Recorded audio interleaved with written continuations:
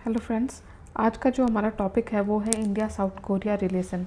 आपको पता है कि साउथ कोरिया एक तरह का हमारे एक्सटेंडेड नेबरहुड में आएगा या हमारे एक्ट ईस्ट जब हम कहते हैं उसका पार्ट होगा। तो अगर हम दोनों के रिलेशनशिप के बारे में बात करें तो हमारा जो न्यू इंडिया है वो रियलाइज़ कर रहा है कि हमें जो ऐसे कंट्रीज़ हैं जिससे हमारा उतना रिलेशनशिप डिपेंड नहीं था उनके साथ भी और ज़्यादा आगे बढ़ने की ज़रूरत है। इसी एंगल से हम आगे बढ़ा रहे हैं इंडिया और कोरिया का रिलेशन। और रिसेंटली दोनों का रिलेशनशिप अगर हम देखें तो वो एक तरह से मल्टी डायमेंशनल हो गया है। देखा गया है कि बहुत सारे इंटरेस्ट में हमारा कन्वर्जेंस हो रहा है, चाहे वो चाइना का इशू हो या कोविड रिलेटेड या फिर जो स्टेबल जो पैसिफिक ओशन हम चाहते हैं उसमें भी हमारा कन्वर्जेंस देख रहा है। म्यूचुअल गुडविल या हाई लेवल ऑफ एक्सचेंजेस के थ्रू हम देख रहे हैं कि हमारा जो कन्वर्जेंस का एरिया है वो बढ़ रहा है। दोनों का अगर बायलैटरल ट्रेड देखें तो अभी हमारा $23.7 बिलियन है, ठीक है, 2021 में। साथ में जो साउथ कोरिया है वो हमारा 7th लार्जेस्ट एक्सपोर्ट मार्केट है। अगर एरिया ऑफ इंगेजमेंट देखें तो देखिए साउथ कोरिया जो है हमारे लुकिस्ट पॉलिसी या एक्ट ईस्ट पॉलिसी और साथ में इंडो पैसिफिक स्ट्रेटजी का पार्ट है। इंडिया रियलाइज़ कर रहा है, रिकॉग्नाइज़ कर रहा है कि साउथ कोरिया से अच्छे रिलेशनशिप मेंटेन करना इंडिया के लिए ज़रूरी है। दूसरा कि हमने इकोनॉमिकली अगर आप देखो तो हमने सेपा साइन किया था इन 2010।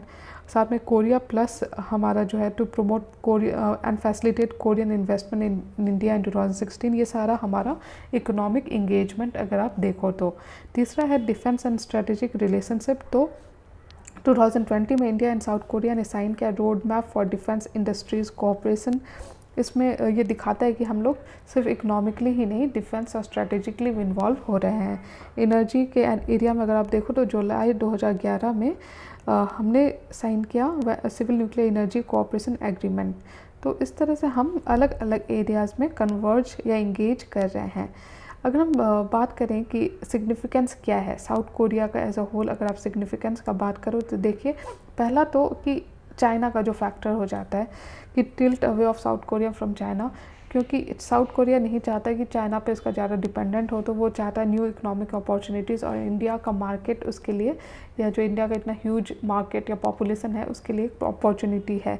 दोनों के बीच में सिनर्जी हो सकता है in public health, green growth, digital connectivity और ट्रेड। इंडो पैसिफिक आउटलुक जो है दोनों का वो उसमें भी हमें कन्वर्जेंस मिल रहा है। जैसे कि हम चाहते हैं कि जो साउथ पैसिफिक है पूरा रूल बेस्ड ऑर्डर हो, उसमें किसी तरह का किसी भी देश का हेजमोनी ना हो, ठीक है। तो ये हमारा जापान, ऑस्ट्रेलिया और वियतनाम के साथ एक सिमिलरिटी देख रही है पैराडिज्म की। तो हम चाहते हैं कि हम साउथ कोरिया को भी इसमें इन्वॉल्व रखें और जो चाइना का जो जिस तरह से अपना पावर ग्रो कर रहा है, चाहे आप साउथ चाइना सी में देख लो या इंडो पैसिफिक में देख लो, उसको कर्टेल करें। तीसरा है कि trilateral security dialogue shift in South Korean policies will enable a strong India, South Korea और जापान। तो देखिए पूरा जो इंडो पैसिफिक है उसके उस एंगल से बहुत ज़्यादा इंपॉर्टेंट है साउथ कोरिया। अगर हम चैलेंजेस का बात करें कि क्या चैलेंजेस हैं, एक तो कि हम even though we want to converge और कन्वर्जेंस हो भी रहा है लेकिन बहुत सारे पॉइंट्स ऑफ डाइवर्जेंस हैं। जैसे कि क्वाड पे जो क्लैरिटी नहीं है साउथ कोरिया के स्टैंड का कि वो चाहता क्या है। क्वाड जैसे यूएस, ऑस्ट्रेलिया और इंडिया, जापान का एक पूरा आपको पता है ग्रुपिंग है, लेकिन जिसमें इंडिया बहुत एक्टिवली पार्टिसिपेट कर रहा है, लेकिन साउथ कोरिया की तरफ से उतनी क्लैरिटी नहीं है।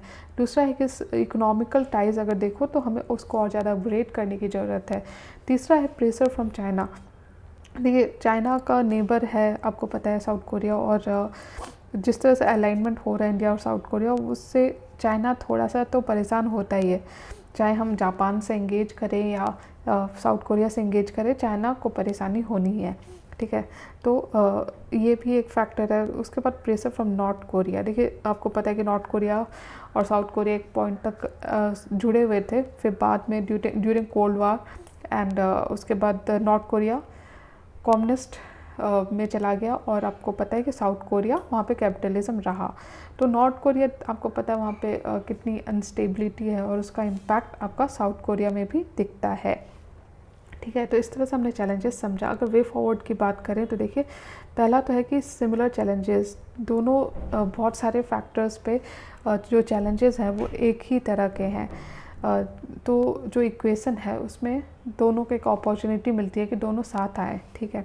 दूसरा है कि मैरीटाइम पार्टनरशिप। देखिए साउथ कोरिया आपको पता है उसका कितना बड़ा मैरीटाइम बाउंड्री है, और वैसे ही इंडिया का भी मैरीटाइम बाउंड्री है। तो मैरीटाइम के या जो हमारा ओशन रूट हुआ, सी रूट हुआ, इस पे हम लोग कन्वर्ज कर सकते हैं, जैसे कि ship building, joint capacity building, humanitarian add, disaster relief, search rescue, marine pollution, anti piracy, anti terrorism, ये सारे कुछ इश्यूज़ हैं, चाहे वो ट्रेडिशनल मैरीन थ्रेट हो या नॉन ट्रेडिशनल मैरीन थ्रेट हो, दोनों पे हम लोग वो कर सकते हैं। तीसरा है कि मैरीटाइम डोमेन अवेयरनेस, यानी कि दोनों की जो नेवी है वो कोऑर्डिनेट कर सकती है, कोलैबोरेट कर सकती है।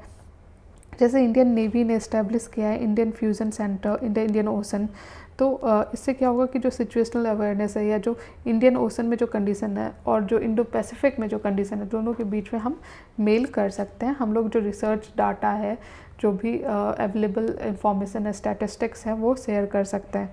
चौथा है कि पीपल टू पीपल। देखिए आप फॉर्मल लेवल पे एंगेज तो हो ही रहो, लेकिन इनफॉर्मल लेवल पे भी एंगेज होना उतना ही ज़रूरी है। तो उसमें आपका पीपल टू पीपल या कल्चरल रिलेशन इम्पॉर्टेंट हो जाता है। तो इस तरह से हम लास्टली कह सकते हैं कि India can help south Korea with stand Chinese pressure and north Korea threats, क्योंकि आपको पता है कि साउथ कोरिया का जो पूरा जोग्राफिकल लोकेशन है, इसलिए वो दोनों नॉर्थ कोरिया और चाइना में हो रहे एक्टिविटीज़ से इम्पैक्ट होता है। दोनों एक दूसरे के लॉन्ग टर्म पार्टनर बन सकते हैं, specially in area of Indo Pacific.